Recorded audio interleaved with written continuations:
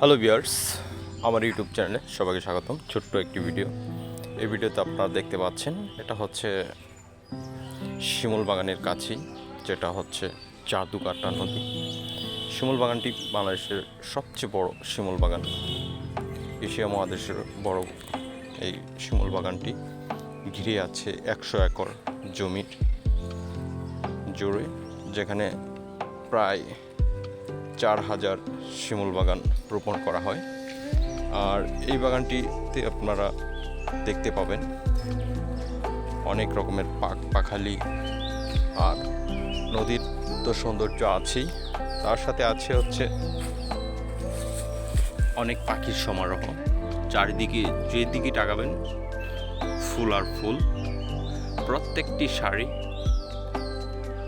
অনেক গোছালো এবং সুন্দর। শাড়িটি বাজে বাজে দেখতে পাবেন অনেক ফুল।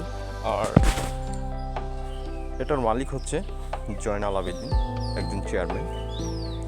এর ইউনিয়ন পরিষদের সাবেক চেয়ারম্যান ছিলেন। জাদুকাটা নদীর সংলগ্ন মণিগ্রাও গ্রামে সুনামগঞ্জের তাহিরপুর উপজেলায় 2002 সালে স্থাপন করেন শৌখিনতার বর্ষায়। এখানে প্রায় 3 থেকে 4 হাজার শিমুল বাগান চারা লাগানো হয়।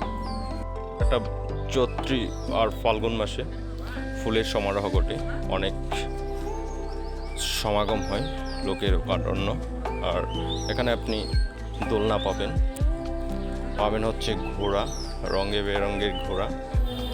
আর ক্যামেরার তো চিন্তাই করতে হয় না, ভালো ভালো DSLR ক্যামেরা নিয়ে বসে থাকে আপনার ছবি তোলার জন্য। প্রতি পিস DSLR ছবি আপনার 10 টাকা করে নেই। আপনি দোলনাটা দেখতে পাচ্ছেন, আর দোলনার যে ওই দূরে দেখতে পাচ্ছেন ওটা হচ্ছে জাদুকাটা নদীর দৃশ্য। মেঘালয়ের পাহাড় ঘেঁষা একটা লাভ চিহ্ন দেখতে পাচ্ছেন, লাভ আইকন, অনেক সুন্দর। এই লাভে যে আমি দাঁড়িয়ে ছবি তুলছি এটাতেও আপনার টাকা দিতে হয়, 10 টাকা করে। অনেক লোক আসে এখানে, অনেক। দেখেন ঘোড়া তো অনেকগুলি ঘোড়া আছে। আর হচ্ছে আপনি যদি ভ্রমণপ্রেমী হয়ে থাকেন, আপনি যদি ভ্রমণকে ভালোবাসেন, ভ্রমণ পিপাসুরা অবশ্যই বাগানের সৌন্দর্য উপভোগ করতে ভিড় জমায় আপনিও আসবেন। এটা হচ্ছে আপনার এখানে অনেক রকমের আপনি ছবি তুলতে পারবেন, ভিডিও করতে পারবেন। সারি সারি গাছগুলি দেখতে মন জুড়িয়ে যায়। আর হচ্ছে আপনি যদি আসতে চান, আপনার কীভাবে আসবেন তা আমি বলে দিচ্ছি। আপনি যদি ঢাকা থেকে আসতে চান, অবশ্যই আপনাকে সুনামগঞ্জ দিয়েও আসতে পারেন, নেত্রকোনা কমলাকান্দা দিয়েও আসতে পারেন। আর আপনি বাংলাদেশের যে কোনো প্রান্ত থেকে আপনি সুনামগঞ্জ আসলেই আসতে পারবেন। আবার নেত্রকোনা আসলেও আপনি আসতে পারেন, নেত্রকোনা কমলাকান্দা থেকেও আপনার যদি আর যান, অবশ্যই আপনারা প্রাকৃতিক দৃশ্য দেখতে পাবেন।